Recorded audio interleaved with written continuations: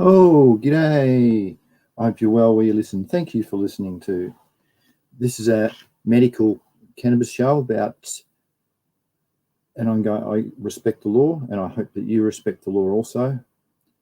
Today's an open topic, so nothing's planned. So if you're rewatching back, you might want to fast forward it to 5 or 10 minutes odd, whenever you might see some slides flicking across.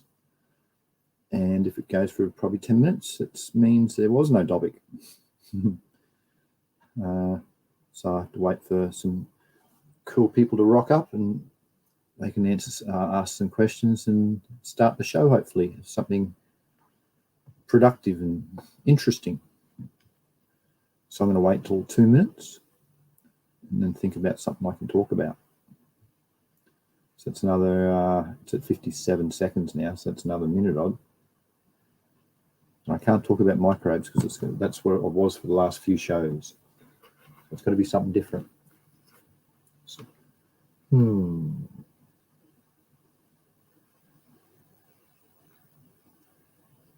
Just something. What can it be? I don't know. Hopefully some people will drop some questions in chat. That would be very nice. Or even some discussion topics. Something they've heard. Like Aaron, he's always got something interesting to say. Hello, Aaron. How are you, mate? No topic today, so please tell us what's been happening in your advocacy. And if you've heard anything that you'd like would make a good stream. Like last week was nitrogen fixing bacteria, and that was terrific because that's right up my alley. And I ended up rambling on for more than 2 hours. I had to actually pull it up a bit at the end. People was leaving. Because, yeah. So hopefully it'll be something cool. Another topic today. I can ramble on for a while and make it for a cool show. But at the moment, there's nothing. Come on, help me, Aaron, and others. Because I don't know where really to start. It was on my slides, and even if you look at my playlists, they've got stacks of saved lectures from my different courses I've taken in different universities, and it's all very interesting. So virtually, if you put anything that you think of into the search engine, you should be able to find some topic on it. If it's not from me discussing it with my slides that I show from my courses, it'll be other lecturers showing their courses that they're doing at that particular moment. Because I've got a lot of other botany stuff and first year, second year, third year botany. Actually, that's not up there. It's only first and second years up there. It's more interesting, relevant stuff. I'm struggling here. Help me, someone. I don't like repeating things that I've already spoke about in the shows unless it's a question, unless I'm helping someone. So it's hard for me to talk about things. What else is on the... Oh, that's something interesting for Australia. That's the vape ban coming in soon because they're banning nicotine vapes. They're also banning dry herb ones. So if you've been thinking about getting a dry herb vape, probably now's a good time. There is a few still that will be on the market, but there'll only be select few that have been medically approved. So it mightn't be the ones that you like. So that comes up in, I think that's in a few days, that's in effect. So I suppose if you put the order in before then, it's still legal because it's a new law, or it'd be a grey area. They probably wouldn't. Yeah, there'd be a little mandatory thing. So anyway, that's pretty relevant for Australians listening. Aaron says he hasn't heard too much interesting news lately. He says, is it because they now need more people to start smoking cigarettes again? Probably, mate. You know the government works its weird ways.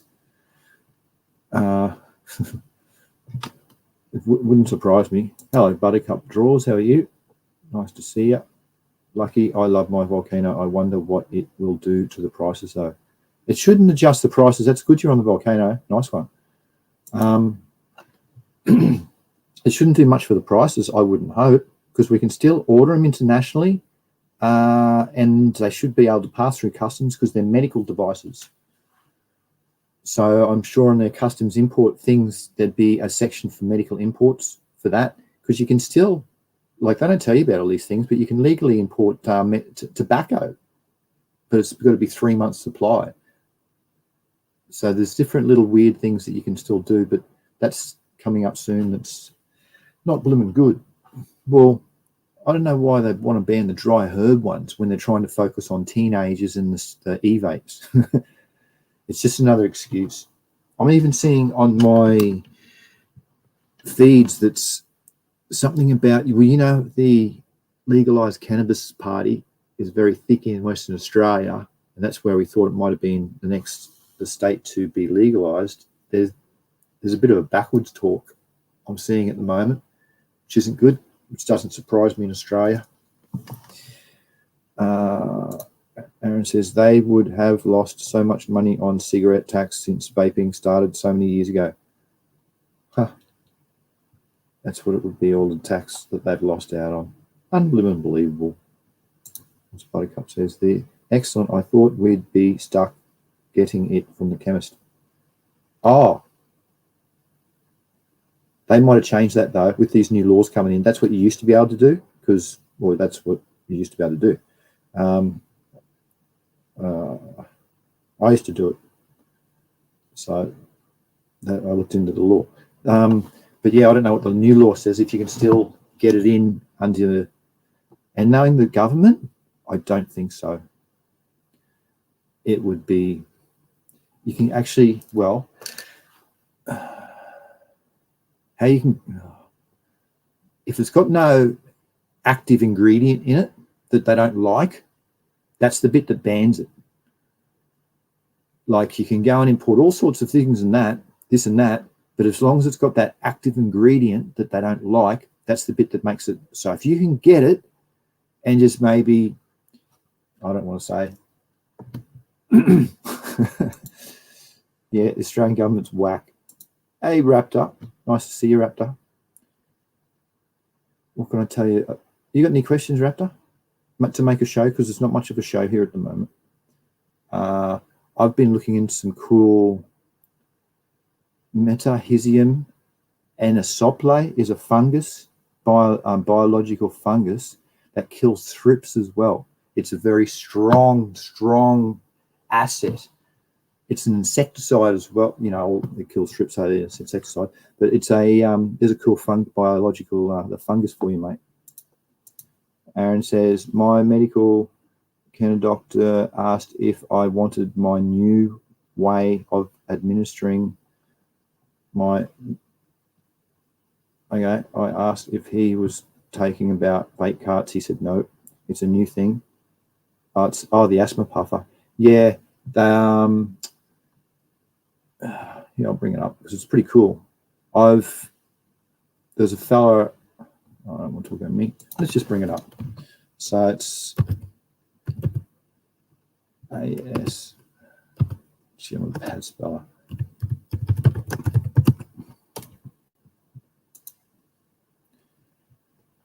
No, come on. There it is. I'll share the screen so we're on the same page. It's a pretty good idea, to be honest.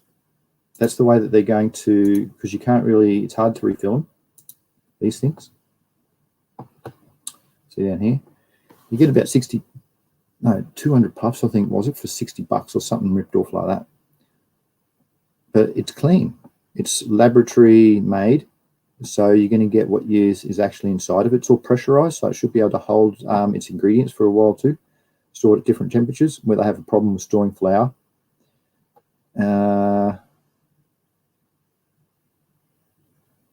Yeah, they're rad. How can I say it? I can't really say what that old mate was making. That's all. What the hell's that? That's all I can think of, really, that I can tell you about them. But it's a new way where that's, yeah, to get it in you through pressurized these cartridges. That's the same way with asthma. So it's a clean inhaler, and I quite like it because you can do it indoors. You can be sitting there in the doctor's surgery and probably have some, and no one would know. So for that reason, it's a good medical asset.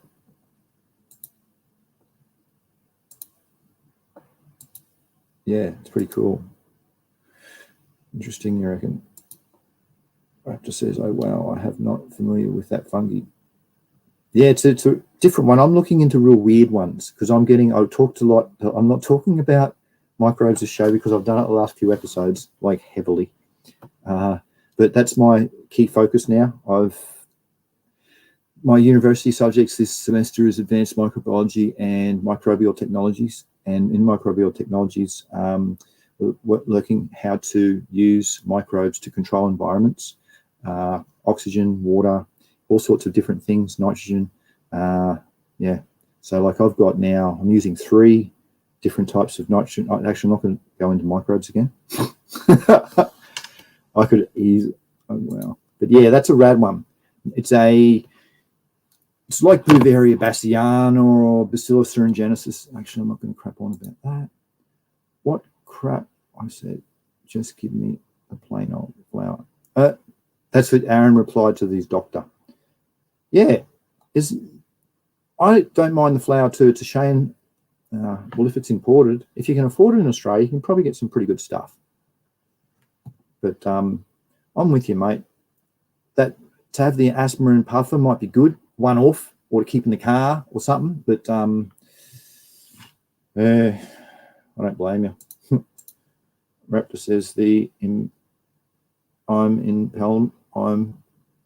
Pelman, a spinner sad product with wetting agent for my beneficials. Oh yeah. Spinasad's really, really good for thrips. Really, really good for thrips. Buttercup. Far out. That's pretty cool, especially if you need to medicate discreetly. Yes. Yeah, that's the bit I like about it, because the smell would be low or extremely low. You'd inhale the terpene, so it would absorb into your body for those little asthma puffer thingos. I can't remember their name. Raptor might know. They've been in the States and in Canada for a while. Aaron says, medical cannabis is its natural form, is one of the least harmful substances on earth, and asthma puffer is not. It's in its natural form. So it's a big no for Aaron, but each to their own. That's right, mate. I don't blame you. I really don't blame you. They want us, the government, it's pushing us to have a lot of middlemen and create business. And there's kind of no need for it, as you know. But that's what the government's about. They've got to generate turnover, taxes, and business. Buttercup drawers. Oh, yep. Raptor says, exactly. I'm having an uphill battle with the thrips, but I've held them back with... well, that's where Metahisium anisople targets thrips. It's... no, it doesn't put the... Yes, it does. It puts in the white muscadine disease. It's not white, because that's what Bouveria bassiana does. It puts in a green muscadine disease. Actually, here, I'll quickly show you, because it is a question, and I like to help out. Raptor's pretty cool.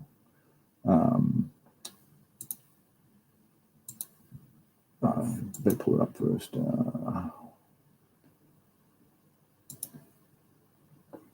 Allow. When you're ready. Metaphysics, here it is. That'll do. See what Wikipedia says about its targeting insects.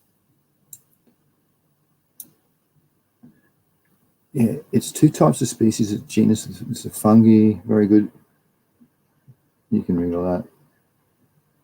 it's, I just want to get the word thrips for you, because it's something you should be looking into. Or, because yeah, you're a bit far away for me to hook up with. But I've got some in, what's my count? I think it's 5 billion, bit with a B. So it's extremely pure. If you have troubles, I can probably help you out. Here it is here. See with the little hand. Metahazerium anisople and its related species are used as biological insecticides to control a number of pests such as termites, thrips, etc. And it puts out a green muscadine disease. There it is, green muscadine disease, where Beauveria bassiana puts out a white muscadine disease. So the species, it'll get all, there's one there, that's a cockroach that's covered in it. So you can see how it puts out that green looking, green, brown, but it's green under a different light. Yeah. Anyway, hope that helps out. Wrapped up. Also, if you look at my, I've made a pretty dope video on thrips. I've tried them and get rid of them a few different ways under the microscope, and you can see how quick it takes for them to die under the microscope. And I use 4 different products, and it's interesting. Just leave it like that. So if you're desperate, you can always do it that way, and it'll also work. If you haven't got, depends what amounts you have them at. So it's, yeah, thrips are probably one of the worst things I found so far. That's why I go with a lot of this entomopathogenic beneficial pesticides, so they can work for me when in the background. See, I've got 3 types. Anyway, Aaron says, it would be very interesting to find out how much profits they have already made since it became legal in 2016, 8 years. Yeah, that's the Australian government related to medical cannabis. It would be very interesting. They haven't managed it too well because the imports have been too high. So the Australian still gets taxed on it, but as to help out that Australian business, it's been very low because of the regulations and the standards that they've applied. They've done it, anyway, it's the government again, and I don't want to talk about it because you know how I think about the government. Their policies and things, it's really hard to suit everybody. And they're the government. Raptor says, very interesting. I'll have to see if I can find a sample. I'm sure I can expand it on the Petri dish. Yes. Yes. Wow. See how I'll just make that point. With teas, you can't multiply the numbers by using a bubbler like you do with bacteria, because they're oxygen they require, and as one electron acceptors, and then they can use that in their growth and development. Fungi, on the other hand, they'll germinate in the water, look for something to cling on to, put out their hyphae and die. So it's pretty cool that you said that, Raptor. Another way to expand them is to put it into like a cake. A good one I did the other day was I had to make some liquid kelp. So I got some normal kelp, chopped it up, and then put it in a rinse, soaked it, and drained it, and then you could dry it out, concentrate it, and after all of that was the cake. And inoculating that, you sprinkle a little tiny bit on it, and bang, within a few days, it's through the whole thing, and the whole thing would be green, for instance, as this and that green muscadine. Well, that's actually, no, that's the disease. It wouldn't be green. Would be growing its color. You know, the 4 different, I'm not going to go into that anyway. But a good way to do it is through cakes or through substrates that you make up, like they get from the hardware that they have, the mushroom compost. No, sorry, or even mushroom compost, but they have those mushroom kits where they've got the substrates already made up. You can inoculate into that. That's a pretty cool way to expand it as well. Or into compost heaps, which I'm doing at the moment, into larger sizes, amounts. Aaron says, oh, yeah. Actually, what thrips and aphids are a lot. They have an abundance of nitrogen. Oh yeah. Raptor says the green reminds me of spores from Aspergillus. Yes, Aspergillus oryzae. That Aspergillus genus, they put out the green spores, and some of that is really bad inside of our lungs. You have to be extremely careful if you see that. Oh, yeah, thanks. Yeah, they might have it there, they mightn't have it there, but it's good to always have these biopesticides and bioinsecticides and things on hand. You can even get bioherbicides, believe it or not. I found that because this is my study area now. Raptor probably doesn't know, but I've done all the ploidy and the breeding, all that sort of stuff, and I've gone over that, and I'm into the bios. So I'm making the microbes work for me. But as you know, they're not symbiotic, most of them. Some are co-mutual, some have different benefits, some in competition, some are even predators. Anyway, I'm talking about the microbe thing again. unless you got questions related to it. But I feel it's all it's been for the last month, and it's probably all it's going to be for the next few months. And actually, there was a question last week about where to source them. Now, I am looking into maybe creating an outlet for people to get them, because like Raptor, he wants this Metahizium anisople, and he'd probably want to add to Bouveria bassiana and Bacillus thuringiensis, which I got those three as well, in the billion contents singly, and you don't know really where to get them. And I struggled because I've been on this topic for a few years, and since sourcing some, I thought, I was asked last week in the chat, where can I get them? And that was a good idea. Where can you bloom and get them? You can't really. So I am putting together something at the moment. So finally, I might have a shop. Finally. Yeah, it's because of this bloke. Some praise to this bloke, Allogenetic Memory Farms. It's because of you, mate. I went and I've sourced through my studies a very good supplier of beneficial microbes. They create them in their lab, and they've got access to all different types of species from various different types of genre. So they can virtually give me whatever I want in whatever CFU amount I want in fully sterile conditions. So there won't be any contaminants. All to the drying, all to the 10 or 12% moisture, what it should be in there with the carrier agent that it should be. So it can last for the good 18 months, which these packets should last. Look, I'm onto the microbes again. Anyway, I've gone and done that, so thanks. And it was your suggestion, mate. So finally, I might be able to make some money out of this topic and also help the planet. Because, bioremediation, there's ones that can be used that are benefit. They put out hormones, so we can use them in our substrates, but they'll also remediate the soils. So if there's problems, heavy metals and toxins like in that, they'll break them down. Bacillus ligoniformis, that does it. It's a cytophore and works with iron. So there's a couple of cool things. But yeah, thanks to you, mate. You said the microbes, and I really thought about it. I thought people are struggling, and it was you, because you said, where can I get some from? And I thought about that after the show. And I thought, he's blimmin' right. Where? So, what can I say? In a couple of weeks, I'll have some, but I haven't got an outlet yet, because I'm not good with the internet for websites and stuff. I need a website so people can just click and I can just send it to it, in various quantities of that individual microbe that they want, not mixed through. Because if you look through at some of, should I even? Yeah, why not? Let's talk about some fungi today, beneficial fungi. I'll title the show that. Let's look at, let's see if it's right on what I think.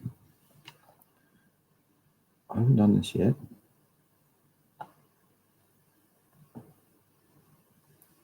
So, Come on. This audio, no. I'm just, I'll show you what I'm looking at.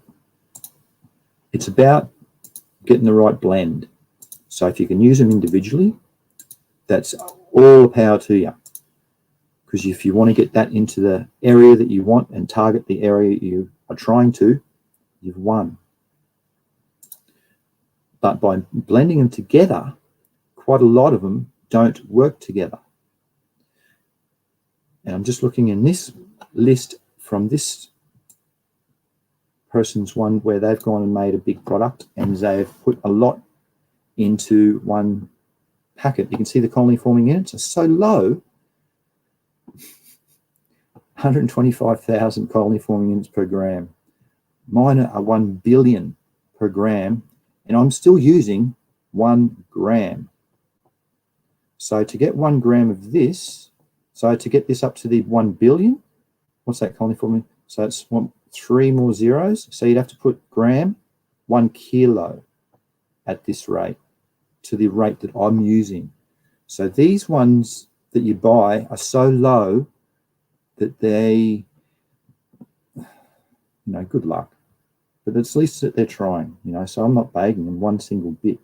But I was looking for some ones that I recognize that are like Pseudomonas, it's not Cervaces. It breaks down, it's one good for compost, for instance, and it shouldn't be in here. That's what I was hoping to find, something like that, or some lactobacillus, and they put out heavy biofilm, so they'll be nearly competitors for all of these ones. But they've got a couple of different types of fungi, so there's heaps of fungi here on the left-hand side, heaps of it, but it's just at lower rates. And I'm also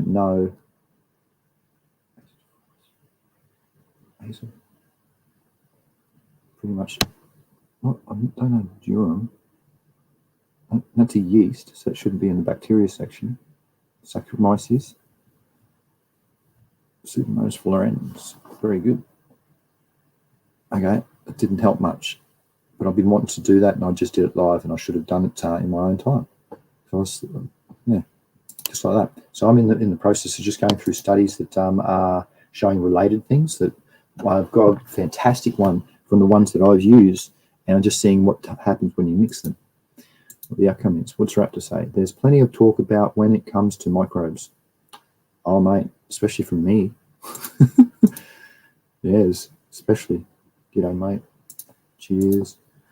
I've stopped buying combo micro. Yeah, there you go. You've stopped buying combos. For that reason, they're just so weak, and their combinations. Plus, you don't know when they were mixed. Were they mixed under sterile conditions? They had to have been mixed in a laminar flow hood or such an environment where it's not going to impact, because our air has stacks of microbes, different ones. Aerobic microbes. It's not sterile environment we are breathing in. Raptor says, I'm sure there's good ones, but I'd rather study to understand and mix my own. I had a video call yesterday with the head of the fella in wherever it is of this manufacturing business, and we were just saying the same. Their company in their research with their research development is doing exactly this in what I'm doing. I said we could probably work together, because a lot of them aren't symbiotic, and a lot of them might be co-mutual or mutual or different, or even competitors. So there's different ones that are all different types of, once they put together, different things happen. So yeah, it's pretty interesting to know that. And by knowing the individual ones, just use that at its time. All right, well, I've got a thrip problem. Well, I might go and pull out the biopesticides that I got and just do a blend with that, and put in 2 grams of each of the Bacillus cereus, not Bacillus cereus, that's a food poison one, that's bad. Bacillus thuringiensis, I'm trying to go too fast. Bacillus thuringiensis, what's another pesticide for thrips? You'd use that Metahisium and a soplay, and Beauveria bassiana. So you could target it pretty heavily and then give it a go. But before that incident, maybe spring might be coming up soon, and you might just go, all right, I'm just going to get a blend of that. And that's what this company has done. They've gone and put in a high amount, but they haven't talked about the symbiosum. So that's one thing that the microbiologist wasn't available at that for the meeting. That's one area of focus that has to be tested. You've got to put them, like you said, into a Petri and just see what happens. Test it. Do you get good results, or do you get a massive biofilm that grows over the top of the other one? And then okay, well, that's not the way that you really want the interaction to happen. So and then also you want the colony forming units that are high enough that are going to give you the results. So you're not going and paying top dollar. And with my ones, I should be able to keep the cost down low. And I'm not going to go and dilute it with all these other companies. They dilute it so that they just make 10 out of it. So you put in the dextrose or whatever the ingredient is, the carrying agent, and you can just make 10 times of it. And then just go, all right, well, I'm going to give you 100 billion CFUs. People go, wow, that's so high. I'd like to keep it at 1 billion. And just put a price onto it. And then people can have this very strong biopesticide or bioinsecticide or what's the other things? Not fertilizer, biofertilizer. Yeah, as they need it.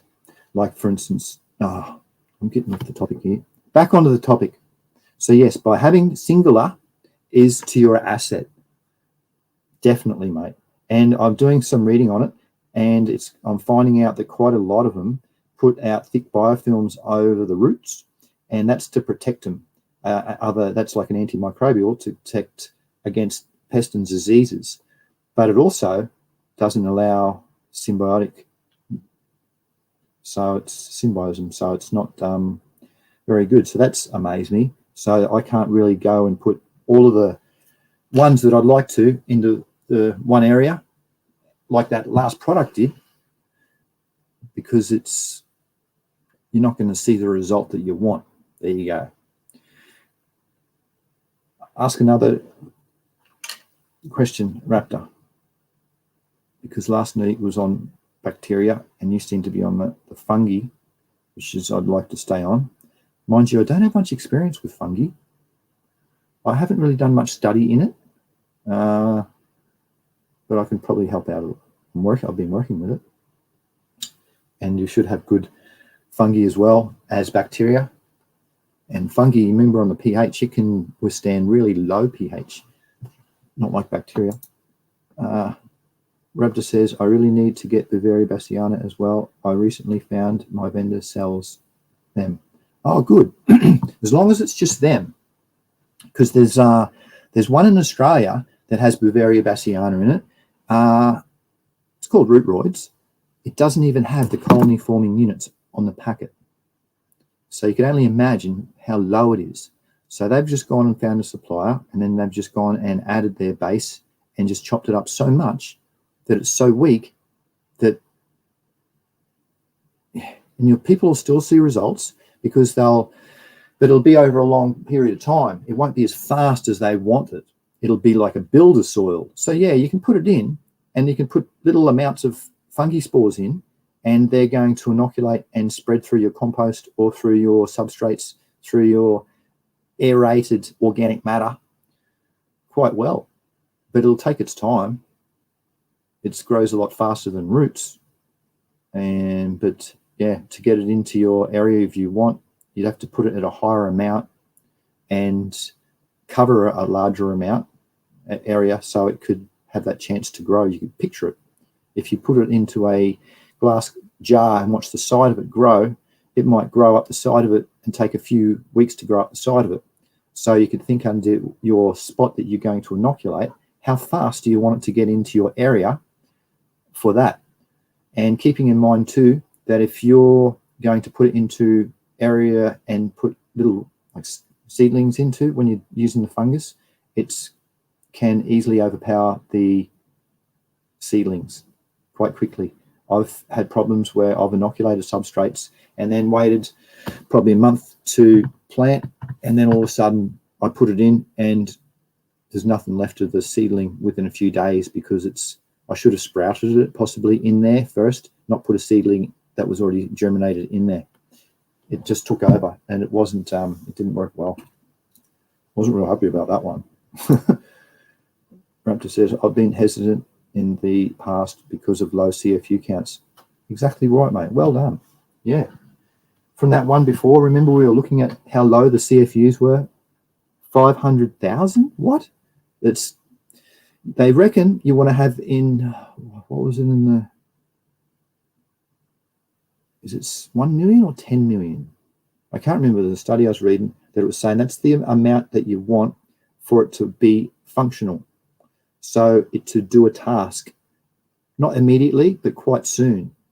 So a high amount. I think it's 10 million, 100 million. I should just pull out that study, but I don't know where it is offhand. This is a great topic, because yeah, you've got to make it, if you build a soil, cool, use low amounts like they have in all of the beneficials that you can buy already. But if you want to do a task, you need high amounts. And even the supplier that I'm going through, they said to me that they can compound it for me and they can make it even higher again. The highest one I've got is 100 billion with a B. And the lowest is, I think it's 1 billion. But yeah, the 100 billion, that just has 2 zeros on it. So I've got to be careful where I use it to not have a dominant bacteria. Bacillus ligoniformis, that one is. Oh, look out, the Supreme Grape. Hello, Supreme Grape. Nice to have your company. Brum, brum.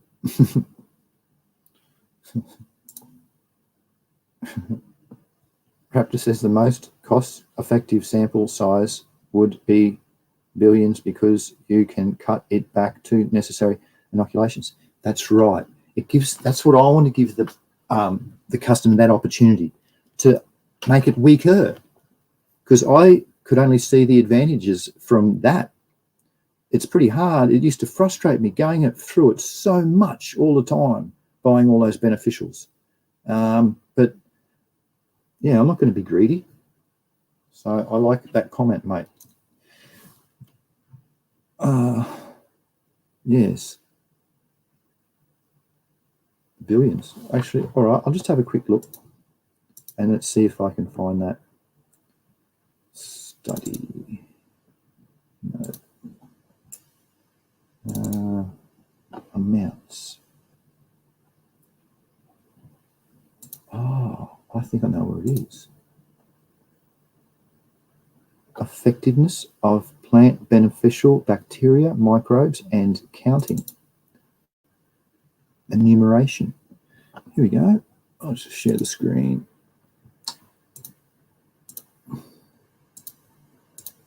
Because yeah, Fumi asked me a question years ago. How do you do a weekly feeding of microbes? Do you do weekly feeding of bacteria or fungus or what?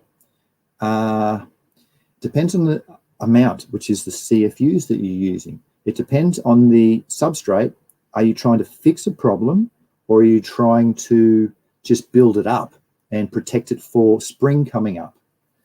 So there's a few cool things that I could answer now. I'll go back on your show one day and help answer his questions. Effectiveness of plant benefit. That's right, we're looking at the effectiveness of the amounts you want to see. Now this was, I had to read a lot to get a little bit out.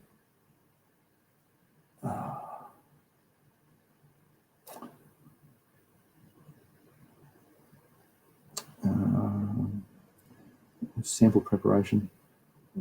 Excuse me. Oh, that's how to separate them. No, we want amounts.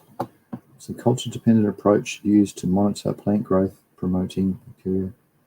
No, that's how to grow it, or the growth that they did. Come on, how do I get to that billion thing? There's a number down here. I was pretty happy because all of these ones now I'm using, they do a lot of studies on those particular ones. Couldn't be happy. So all these studies that I've done too, they've paid off because they put me in contact with these people that can supply it. It's great.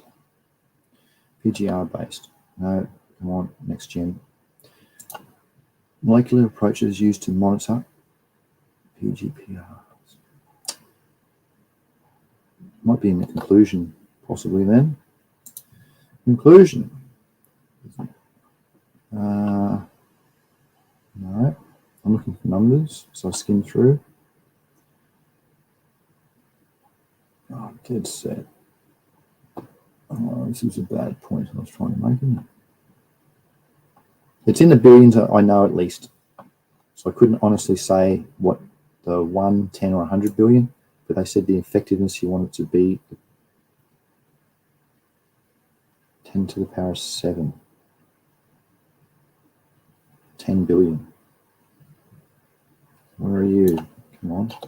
I have to back up what I say because then it might just be bro science. Who knows? I'm not about that, right? But yeah, well, it's in, I can 100% guarantee say it's in the millions with an M. And all those ones that I showed you before, all of those didn't even reach 1 million. I think their highest one was 500,000 from memory. Here you go, 500,000 CFUs. So you'd have to nearly use the whole thing, and then you'd only have 500,000 CFUs. So how do you know if once they get tipped out, if this one competes with this one? Anyway,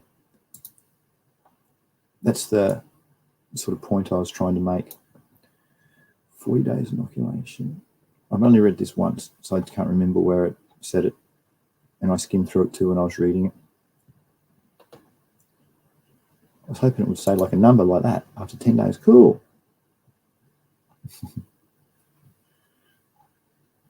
But yeah, so it goes, here we go. A differentiating culture nitrogen-free medium for nitrogen fixers allows them to demonstrate that the strain Azotobacter, I use that one, Azotobacter crocum, inoculated at a concentration of approximately 10 to the power of 6, was able to grow in experimental conditions, increasing the approximately 1 order of magnitude at the end of the experiment. So at the end of the experiment, it put another on, like Raptor was saying. So if he put it in his Petri dish, they in here, because it's a nitrogen fixer, you don't put nitrogen in, and then that'll allow it to grow under these conditions. That's not the effectiveness though. It just says what they did. 10 to the power of 6. What's 10 to the power of 6? Only 6 zeros. So 1 is 1, 2 is 10, 3 is 100, 4 is 1,000, 5 is 10,000, 6 is 100,000. So I put in 100,000, and at the end of the experiment, it went up to 1 million. I think I've been on this paper long enough to find virtually nothing. All right, let's see if there's any questions. Sorry.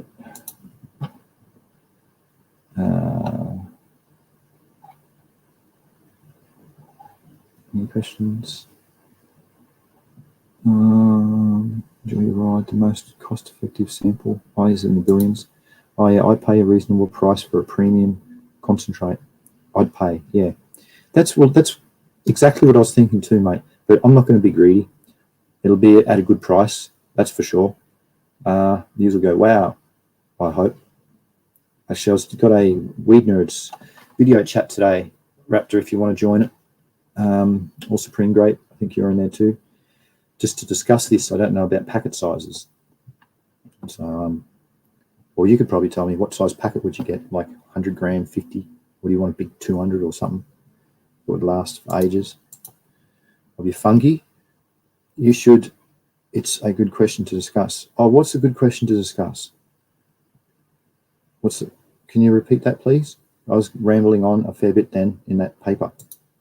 Raptor says, when I was working in my old nursery job, we would sell products that had nutrients and microbes.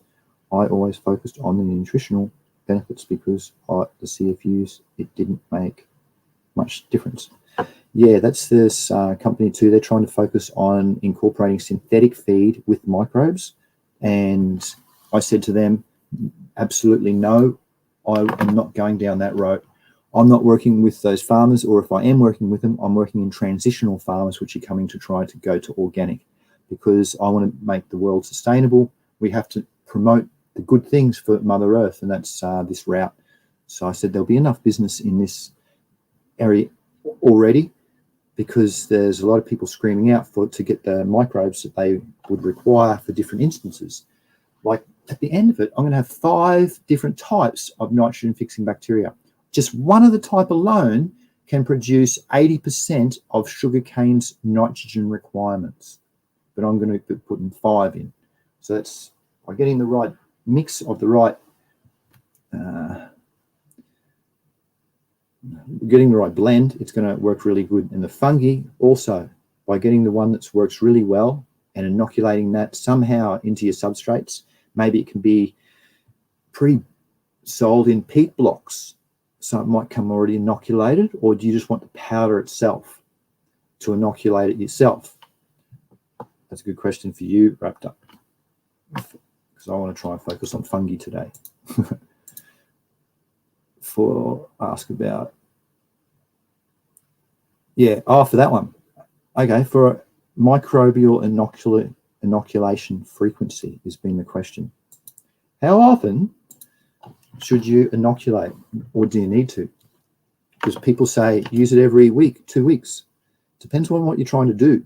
If you've got a problem like thrips, I'd be going and putting in a larger amount and trying to target that problem because it's already arisen.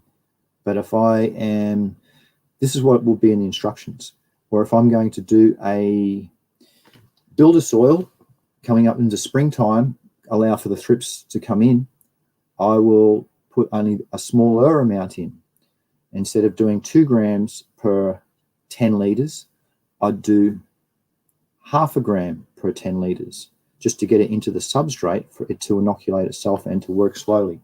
And temperature is another thing too, to come into it, because if you've got low temperature, some microbes work around 0 to 10 degrees Celsius, or 37 to 50 Fahrenheit, where others like it perfectly in the mesophilic range, where it's in our room temperature. So you have to be careful about that too for your seasons, what you're trying to inoculate into, because your microbes, your fungi and your bacteria, they won't do the tasks that you require them to do. Back on the topic, I'm getting a bit off track here. Inoculation frequency. So if you're putting into a substrate that is inert, so you've got, it's just peat block, well, you want to build something. So you might put a lower amount in it because it'll multiply faster because there's nothing in there. Just putting it like on a clean Petri dish, they just fly across, given the right conditions, the temperature and blah, blah, agar base. So if you're inoculating microbes once a week, that would be because you're trying to build up a substrate. But if you're going to do a big over a few weeks, that's because you might be trying to kill a problem.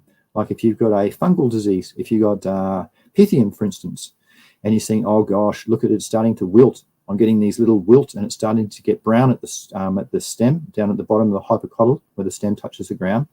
That's going to start and wilt it. And you think, oh gosh, what should I do? Well, then you should use Pseudomonas fluorescens is fantastic for Pythium. Just for Pythium alone, Pseudomonas fluorescens works really, really radically. And then you'll get some fungicide. You might get some Metahisium anisople again, which is it's a biological insecticide as well as a fungicide. And then you can get, we're on fungus, Penicillium bilali. That's a very strong fungicide, and it works extremely well at phosphorus solubilization.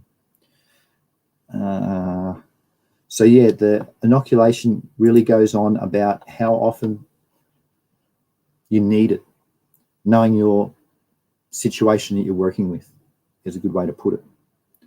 So from the Stort-bought ones, where if they're under 1 million, you might want to do it frequently. probably every week at least, or nearly every feed, just to try and get them in there. Because you can picture that there's not much microbial activity going on in your inert substrate, but if you're putting in organic matter, there's quite a lot of activity happening. So that's where you might want to put in a larger amount because there's more competition. So if you want it to be a dominant species, especially if you want that fungus to get in, and like with your thrip problem, you might want Metahizium anisople to be the dominant fungus in the substrate, you would put a higher amount because it's already in competition with other ones that are there already, because it's not a inert, or it's got a food soil web that's already established. So to be the dominant one, you have to overpower it. So that's when you want a higher billion amount, and then you can just thicken it up, even make like a slurry paste. A slurry paste with the billion inoculants is fantastic for seed inoculation. So if you've got thrip problems coming up, you might get this fungus and make a 10-gram paste out of it, and it goes a different color and it smells the same as it does what the carrying agent is. It's pretty cool, some of them. And then you just soak the seeds in it. And then sometimes you'll a lot of studies I've only seen positive outcomes for it, really. I was looking at one just before the show of a combination of ones to see what their seed soak did when adding two together, and that got a higher yield, a 90% better yield than it was just phenomenal. So using the right ones for the right times at the right amount is very beneficial, but getting them at the right amount is the problem, and that's where everyone struggles, even including me. So by having a supplier, hopefully soon, you can let me know your feedback, because and I've got to think of a name for it too. What's a name for the beneficial microbes company? I'm struggling with that. Oh, might be something fun. Did that sort of answer the question, you think, Raptor, about microbial inoculation frequency? Did that? Can you let me know, please? Because I sort of did ramble, and it's hard for me to stay focused on the one topic without getting sidetracked and rattling on about all the other goodness that can happen from playing with these beneficial fungus. Raptor says, fortunately, it was organic amendments, microbes, so I was fine selling them it. Nice work, mate. He goes on to say, slurry paste seems like a concentrated microbial tea. No, it's a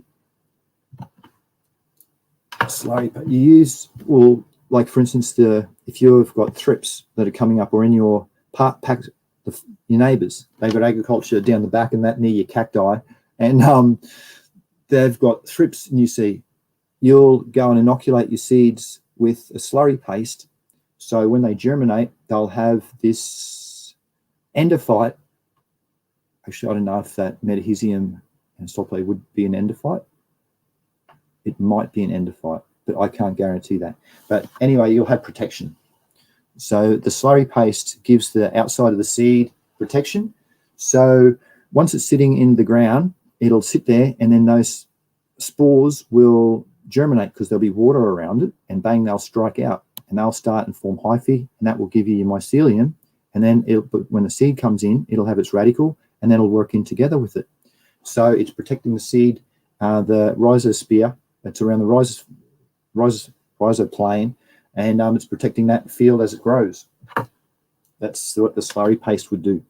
So you put in 10 grams of a $1 billion CFU account, or even, depends on how many seeds you got. You might even just do like 3 or 4 grams, a few little, half a teaspoonful, 2 grams, and put it with some deionized water and mix it up, and then it would form that slurry, and then just soak the seeds in it, and then take the seed for 24 hours, take the seeds out and let them dry, and then you can wait.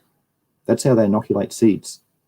So you'll see seeds that'll be pre-inoculated. So they take them, put them in the mix first, and then they let them dry, and then that slurry paste, whack it in some tea. But keeping in mind, if you do inoculate with fungi, that it should be used within a few hours, because it will die in your teas, like that you mentioned before, Raptor. He goes and say, I think it was a good summary. Oh, thank you. Good.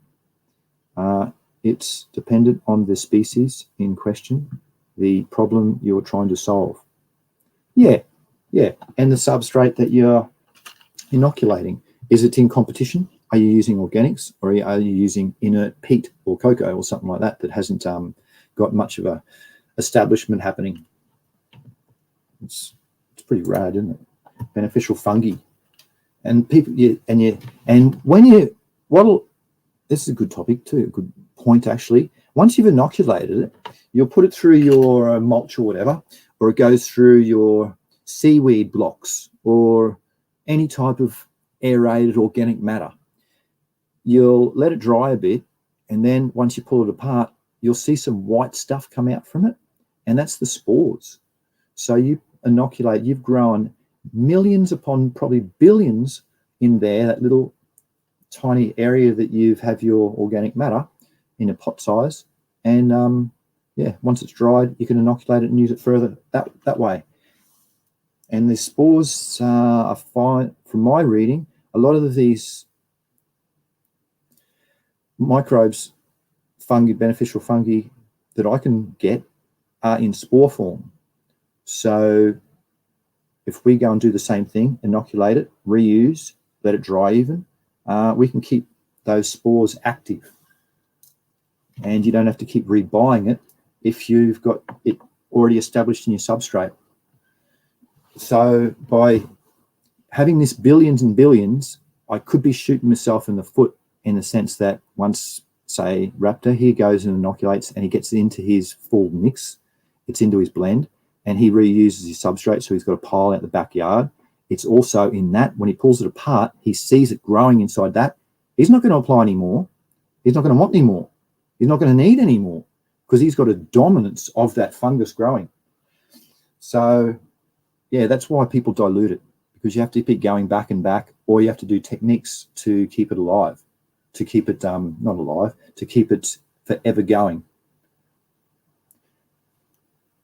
Yes, that's a really good point, because, yeah, it's the white, puffy stuff you think. And also, just hazard-wise, that's some of these spores can grow in humans. So some are beneficial, like even Bacillus subtilis, that's actually beneficial for us.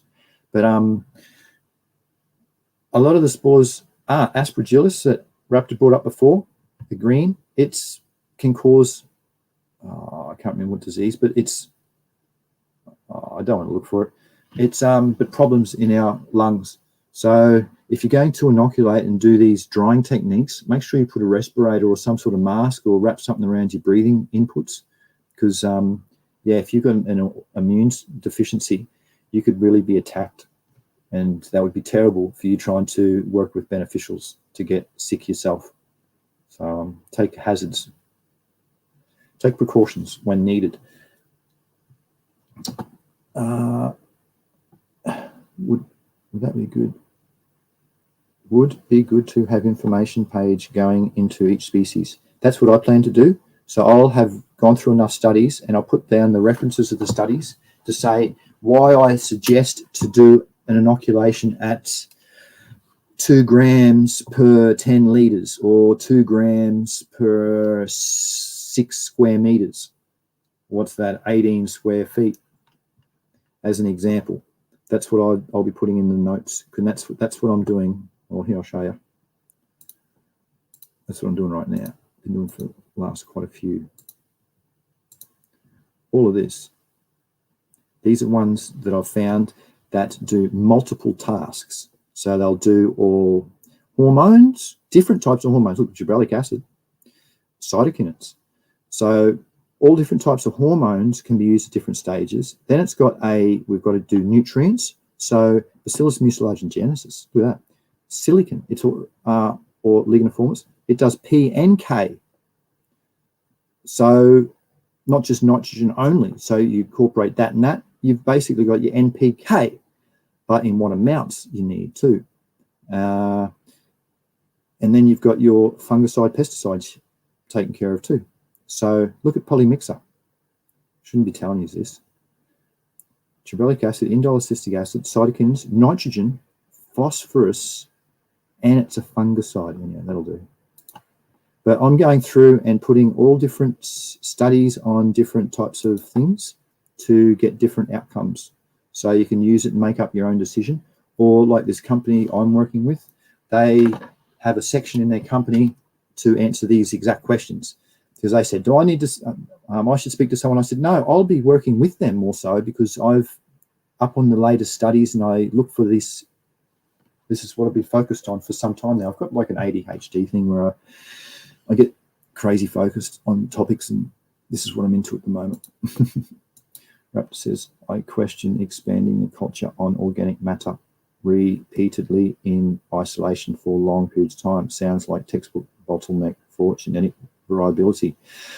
That's the problem with the symbiotism. Once microbes or beneficial fungi are put in with others, different things happen because they're not in competition. They're not directly producing what they need to because other elements are around them from being broken down or produced by microbes already. They've got nitrogenase in them, for instance, the fungicide, which can break down all the nitrogen. So they've got that working with them. So that could already be sitting there. Back to the, I'll stay focused. Sounds like I question expanding the culture on organic matter. Yes, that's why they do it on, well, the how you expand it on organic matter is outdoors. So you inoculate and make it the dominant fungus. So that's what I'm doing. So I can't share those with you, can I? No. How do I explain it? If you get the numbers that are high enough amount, it's going to overpower and take over other things. You don't know what's in the substrate to start with, though, and that's the worry, because you don't know if it's actually, so to speak, working for you.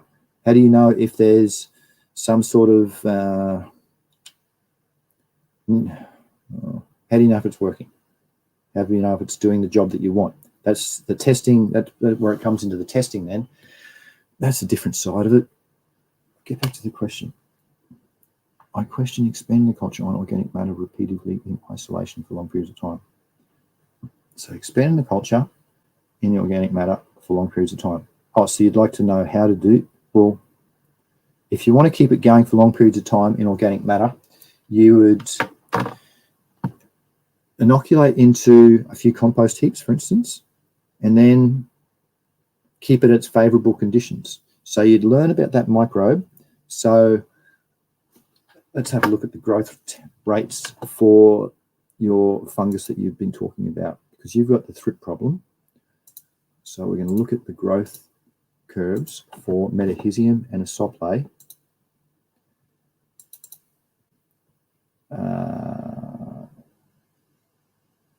This won't show the, I hope it shows the temperature in that.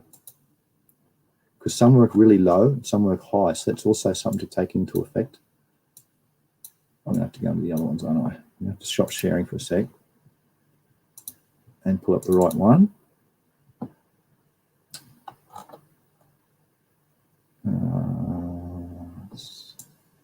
What are we looking at again? Oh, inoculating outdoors. I can't remember. Well, there's one slide. It's not really one I wanted. What's the next one say?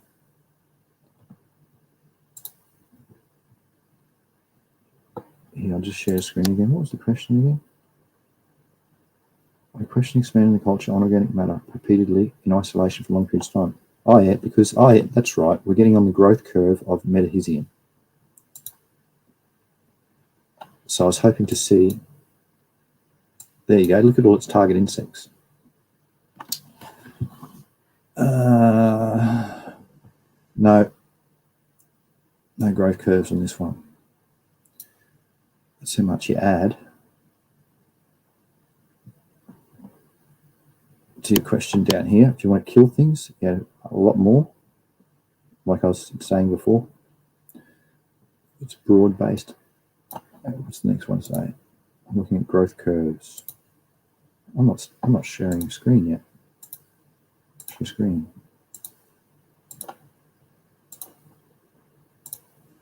Sorry about that.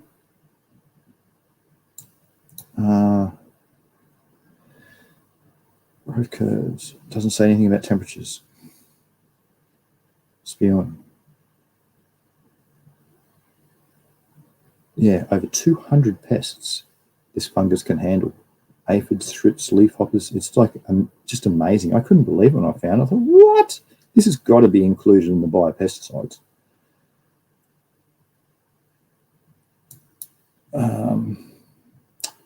And the other previous one was this one, to show all of the target insects, just to show you how it says thrips there. It handles a lot. But unfortunately, I can't help you with the growth curves. I'd have to, that's maybe one that I haven't looked That's maybe one that I haven't looked into, but the growth curves are something to consider for longevity. If you want to keep that fungus around for kind of ever, you've got to think, all right, well, it'll be in spore form if the temperature's around freezing because it's not growing.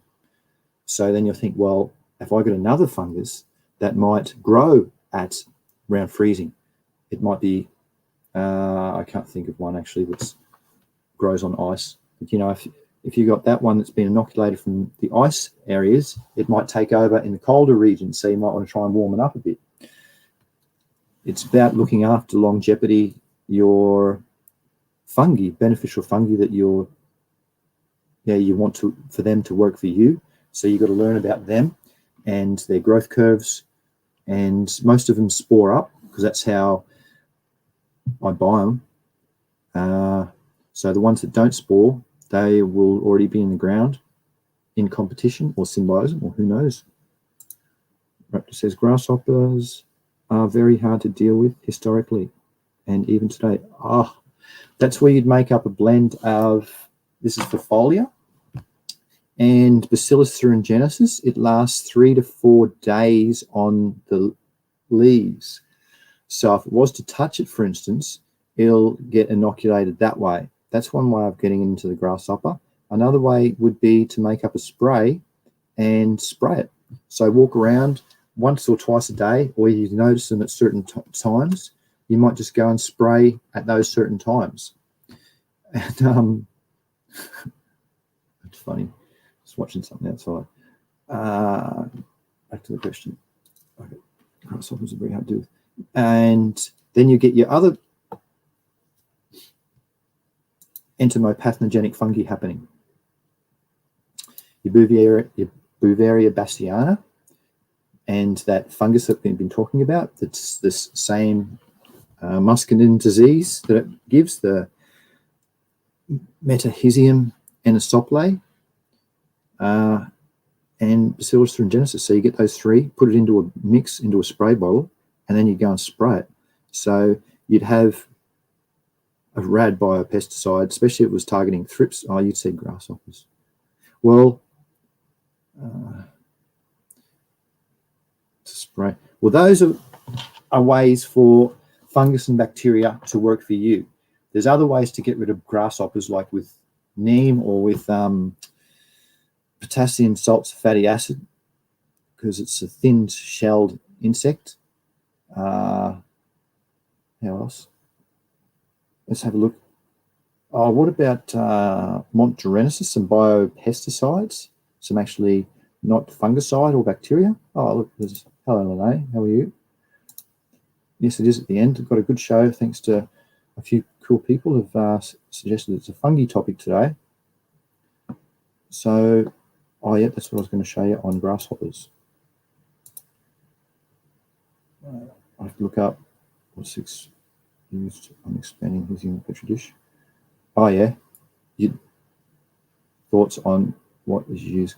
Oh yeah, that's, yeah, I'll talk about, yes, for sure.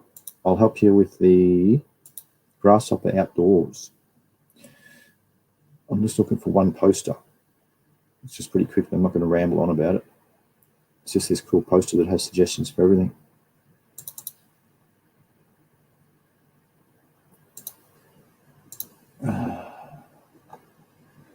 So, arthropods.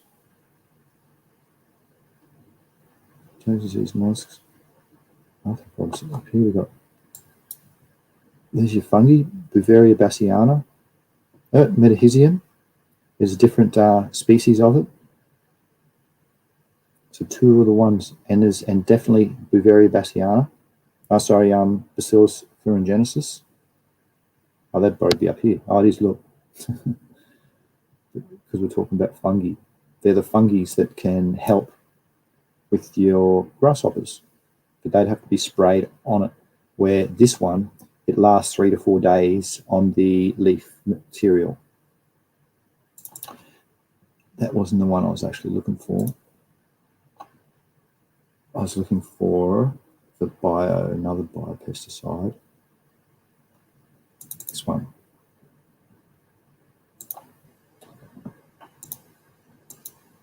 See what it says up the top. It says the insect, grasshoppers. It doesn't say any grasshoppers. Caterpillars, kind of.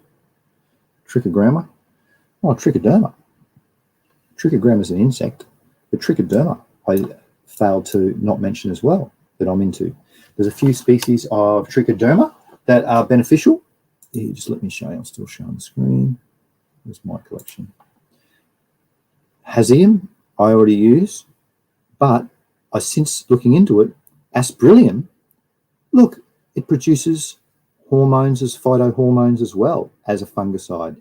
So I'm not getting this one. I'm sourcing this one, and my supplier can supply this one. So that's another way. That's another biopesticide I forgot to mention. Sorry about that. Because I was just focusing on fungus today, but you brought up that one question on the grasshoppers. Hello. Raptor says, I'll have to look up what used on expanding Metahisium by Petri dish. Oh yeah, so that's an enrichment culture. So you put into the search engine enrichment culture with the, here I'll put the name of it in the chat for you, of the one that I suggest. So then when you get this one, you'll go, no worries.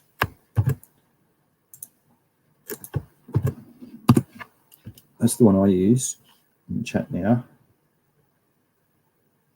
Hey, how you going? GD Gank? G Dank? Nice to see you, mate. Thank you for making the... So expanding on Petri dish, thoughts on it. So what I'd do, I wouldn't probably use a Petri dish because it's going to grow mega fast in a Petri. You'll find it'll be furry within, I reckon, 4 days. I'd give it. I would probably inoculate it if you're going to get some of mine, for instance, with the billions. I just put some in some water and I'd tip it into a substrate, for instance, neem cake or seaweed meal, chopped up seaweed, or wheat straw, barley grass, chopped up, all this sort of is chopped up, and let it run through that. And it'll run through that in about, depends on the size. All right, if it's a square meter or 3 square feet, it would be, in the right conditions in summertime, it'll go through it in 2 weeks. No, it's too long. I reckon 10 days at the mega max. If it's kept wet above the 70 to 75% moisture it requires, and the temperature it always requires is 25 or, around 70 Fahrenheit, that's what I reckon. So because these colonies are very high in their colony forming units, so it'll just multiply extremely fast, mate. If you put it in a Petri dish with high colony forming units, it's overpowers because the colony's already really high, but But if you put it in a Petri dish, something that's a real low colony forming units, that will get your action that you want to work with. Like to work with these, to test colony forming units, so if you get your beneficial fungus, I'll show you, because this is extremely important, because people, come on, where is it? Where's cereal dilution?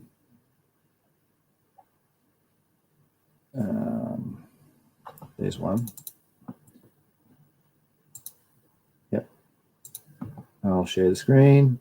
So once for you to do it on a Petri dish with the high ones that I've got, this is what happens. So having the billion is 10 to the power of 9, I think. It's not 9 zeros, 10 to the power of 9. So what will happen is, once you get it, if you tip it into the Petri, it'll just grow straight away, probably within 24 hours, furry as. But to test it, you'll tip 9 mils of your broth in with 1 mil. No, it's 1 mil to 9 mils. Sorry. 9 mils to 1 mil makes 10 mils. That's what you're going to do each time, because there's a 10 dot cereal dilution. So then you're testing with the 10. So you repeat that again, take 9 out of here with the 1 mil already in here, and then you're going to do the same thing over and over, and then you'll find up here it's no growth. So where you get no growth, that means that 10 to the power of 5, that's what it should be called. So you'll go and take this, swab in the Petri dish, and you'll count 5. So that would equal to 5 times 10 to the power of 5, as this batch is what you've received. So that's how you, yeah, I hope that makes sense. I'll keep that here just in case.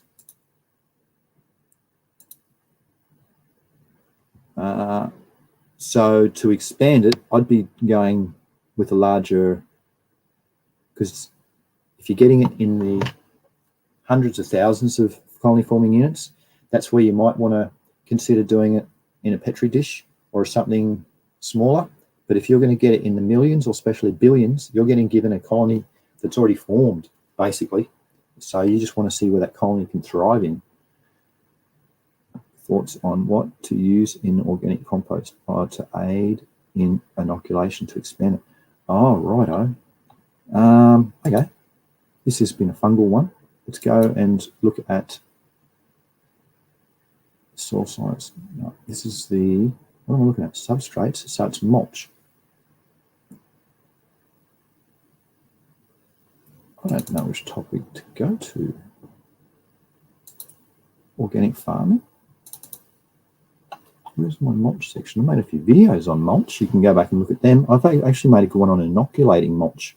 That might be a good one, Raptor, to look at. And others who are interested. Organic farming. Let's run through a few of these slides on organic farming. Oh no, this course is organic farming certification, sorry. Oh, organic farming for sustainable agricultural production. The last course was organic farming. So we're looking at mulch. Inoculation. What to put in the mulch. Actually, there's some rad stuff. Yeah, it's going to come up here. Vermicompost. Well, it's still the same. Vermicompost. You can still go and, oh look, no way. There's the nitrogen fixing rad one. There's the trichoderma I was just speaking about. That's a fungus. Don't know what that one is. But yeah, you can put it into your vermicompost is probably a good way too, if you have that going. But that mightn't be as rich as you want because it's got a lot of activity happening. So I would go with mulch or outdoor type of scenario. Here we go. Oh, it's vermicompost. Types of pests and diseases. No. Biopesticides. See, going up. It's going to be the future. It has to be the future. Because if you keep spraying with blimmin' glyphosate, holy mackerel, you kill everything. Oh, yes, but we kill the target insect. Yes, and you kill the microbes that are going to help grow the plants next time too for the next 12 months. Let's get carried away here. Looking at substrates to proliferate fungus, beneficial fungi. Oh, here we go. While we're on it, here's beneficial fungi, some trichoderma. They reckon here, trichogramma, that's an insect. Fusarium. No, well, that's all right, but remember you want the, I'm still learning the names. It's hard for me to learn the names. You want the aspergillium, because it also puts out hormones as well. Here's your Beauveria bassiana, entomopathogenic fungi. Oh, they found that different strains of it can trap thrips as well. That's cool. That's what they were saying to me. I can get different, they can alter the microbes that I'm getting to suit conditions. And I said, what do you mean? They said, well, they can grow them under different temperatures, for instance, if it's going to a colder environment, to get them to proliferate and learn under that. Okay, I'm looking at, back to topic, inoculations. I'm trying to get to the, well, here's one. Plant protection. They use neem.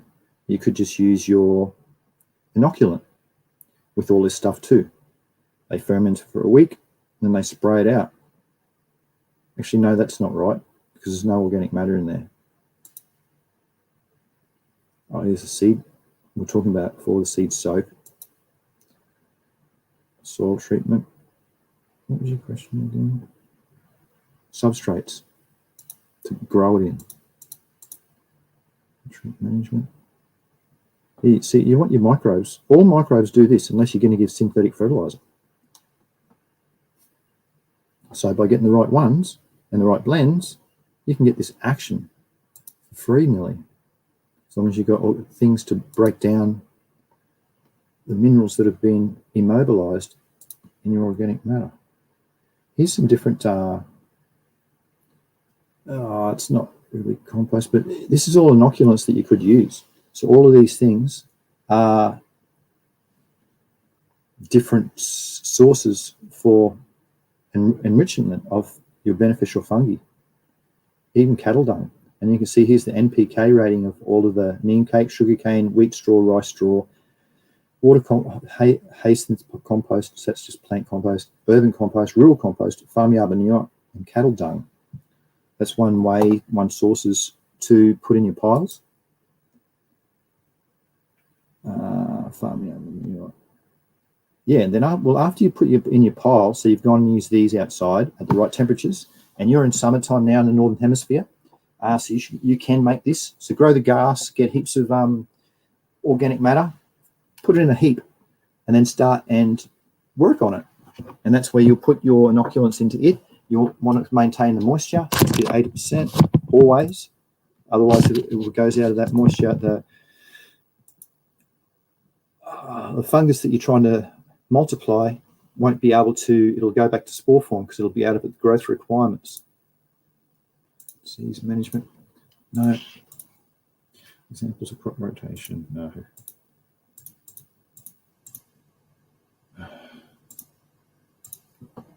This might have a bit about your grasshoppers, but sort of staying on fungus. Biological pesticides, no. Characteristics of quality of meat, nope. All right. Yes, because organics goes into meat and animals and everything. It's not just into growing. Stop. All right. That'll do it for that one. Oh, I'm just about to get out of there. Storage. Oh, okay. Organic rice. No.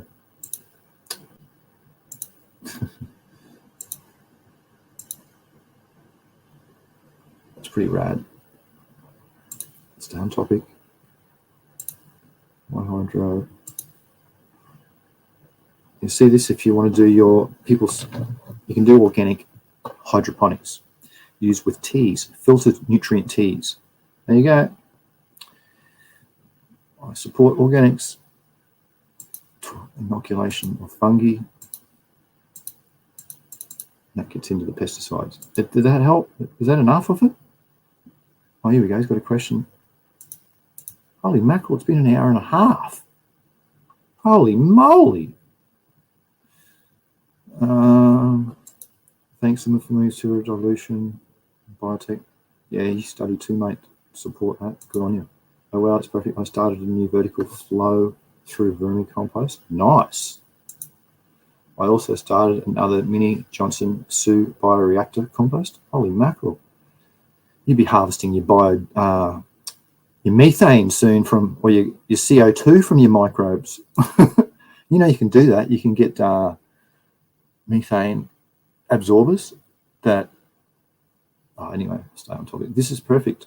Oh, good on you. I have 4 neem tree seedlings that would be need to be transplanted. Oh, rad.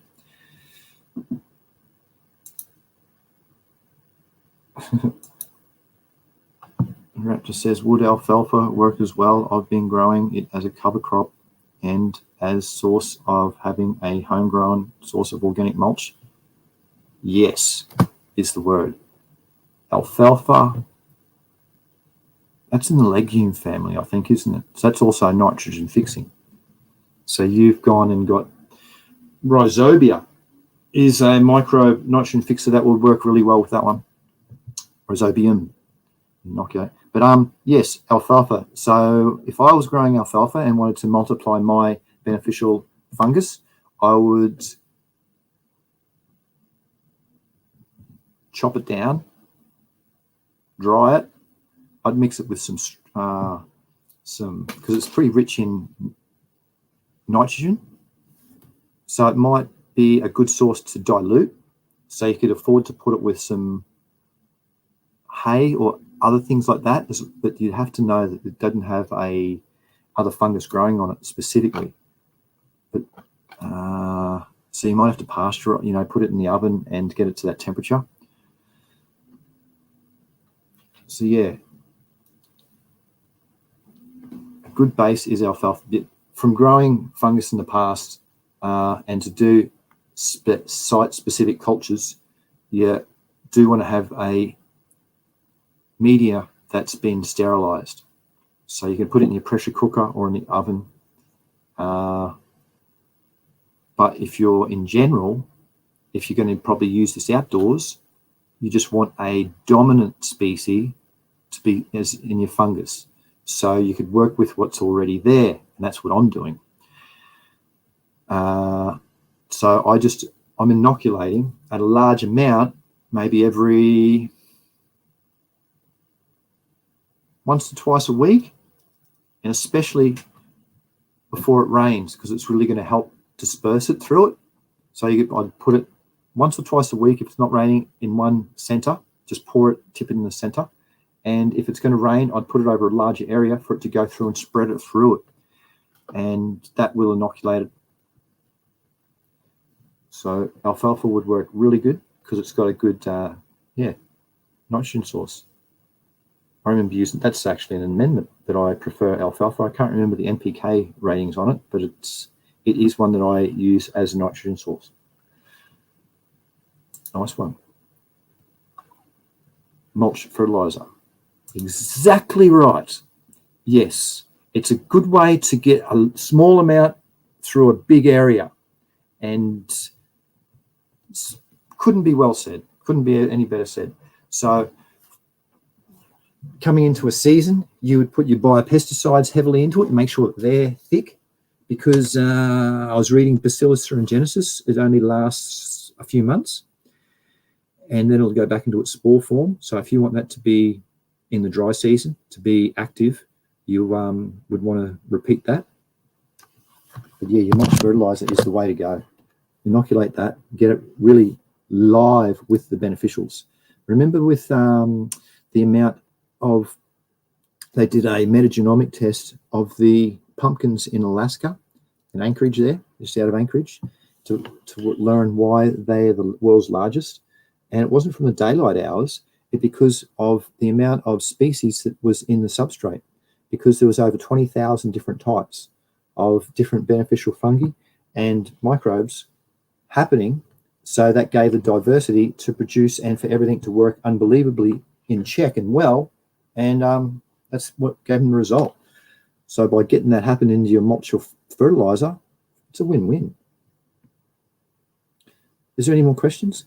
I think I would be repeating what I've already said, and I feel like I want to, because it's sustainable.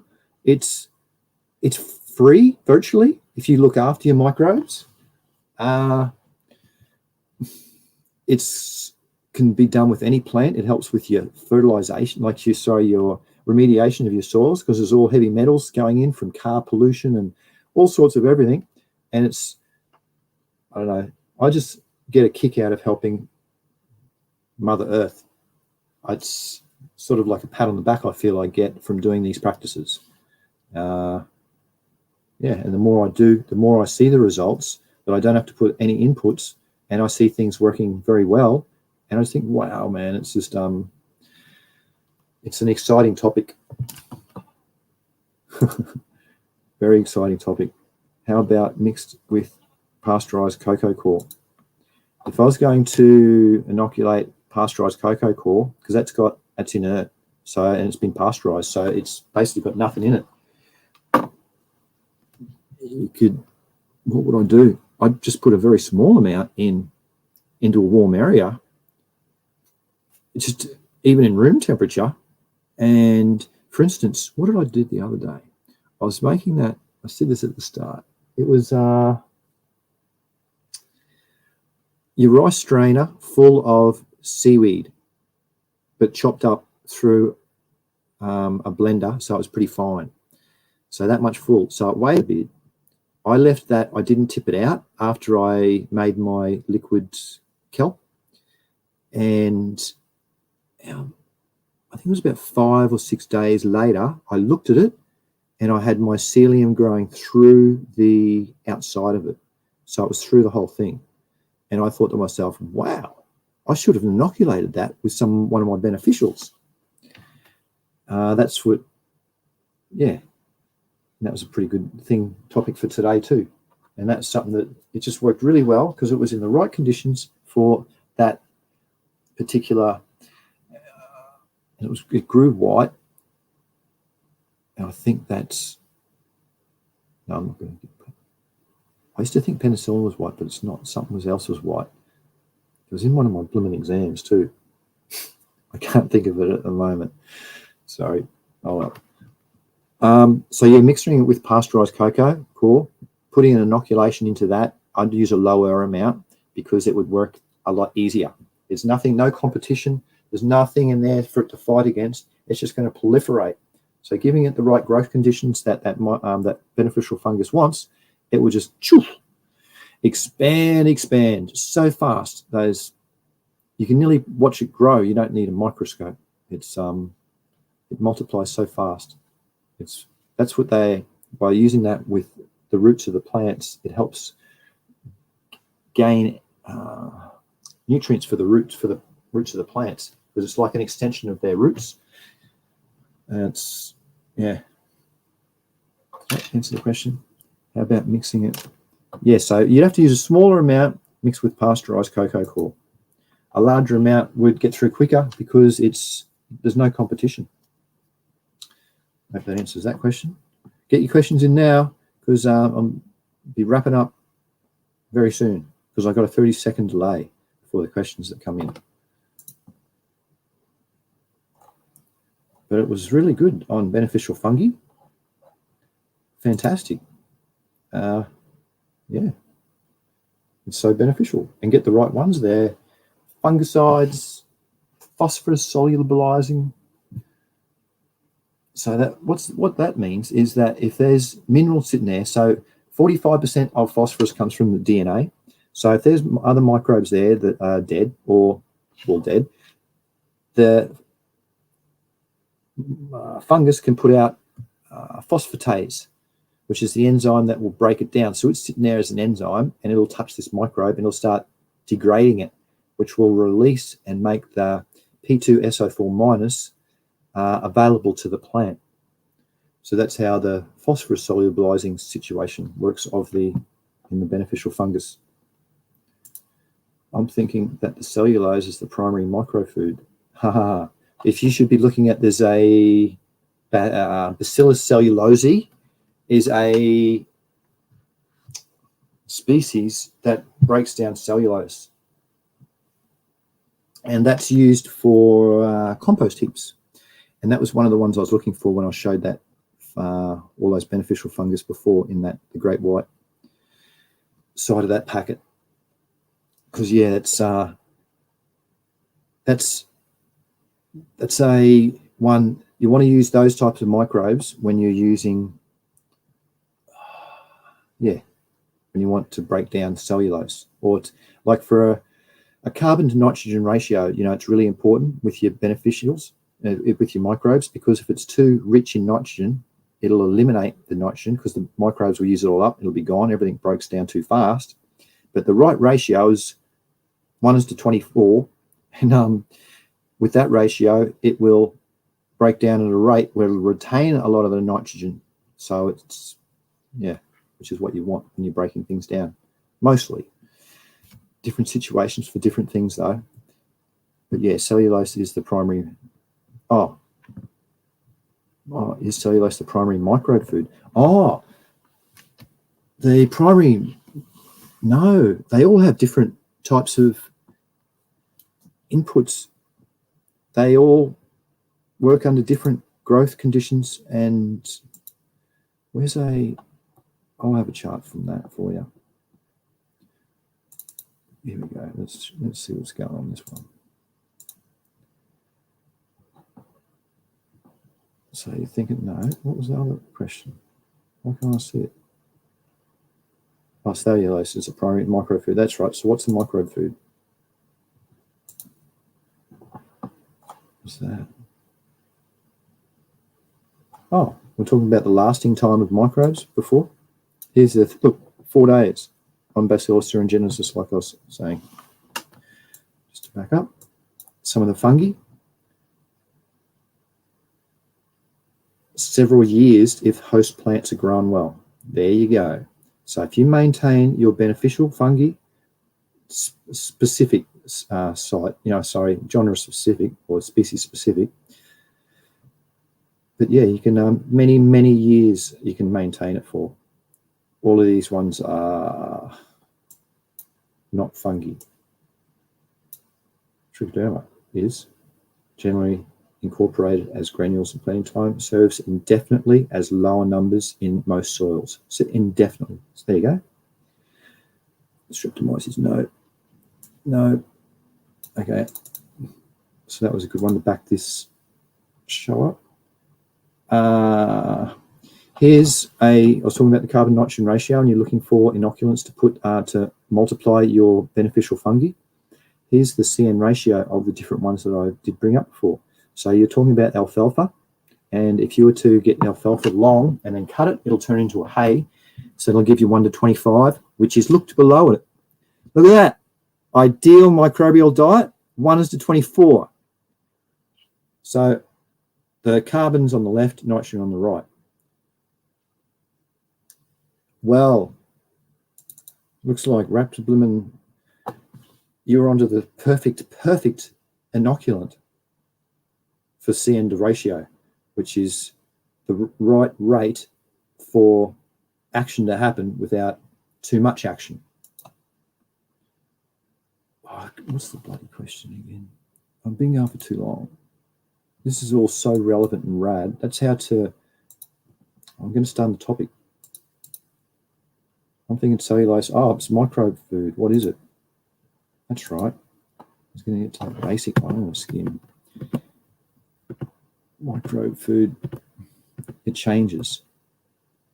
Like here, this is cyanobacteria, one of the ones that I use. I want to learn about it. So it uses nitrogen as its source, and it puts in CO2, and then it puts out hydrogen and oxygen. So this cyanobacteria operates in that area.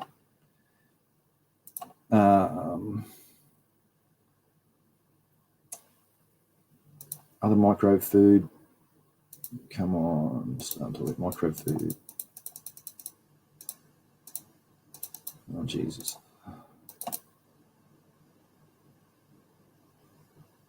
That's pretty cool. Food for microbes. It might be up in the... Here it is.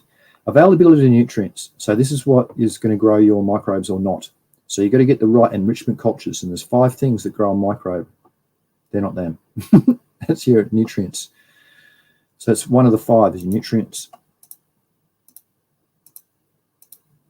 Didn't help. Started to get on a good thing.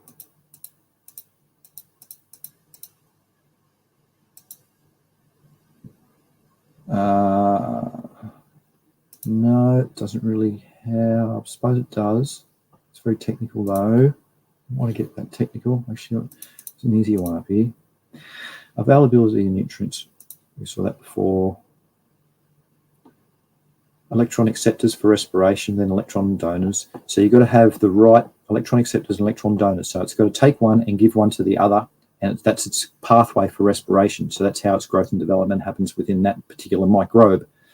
So this one's iron. So there might be, what's the cider for? Iron defibrillates. Can't even think of one. But that's what that requires. So the nitrogen fixing ones, they require nitrogen as an input. Like here. So you'd have, let's reduce it. That's a bad one. So you don't want nitrate reducing ones. They're like nitrospira is a bad microbe. I'm not talking about microbes, sorry. Jesus. You want fungus. Here's some enrichment cultures that you might want to do.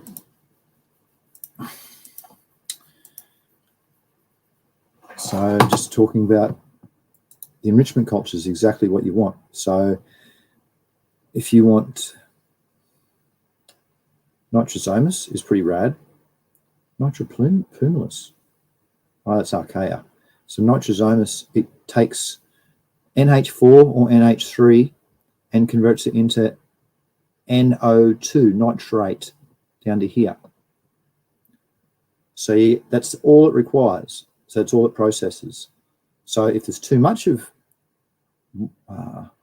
anyway, that'll do. I don't want to go into it too heavily. Does that help? Each microbe requires a different thing.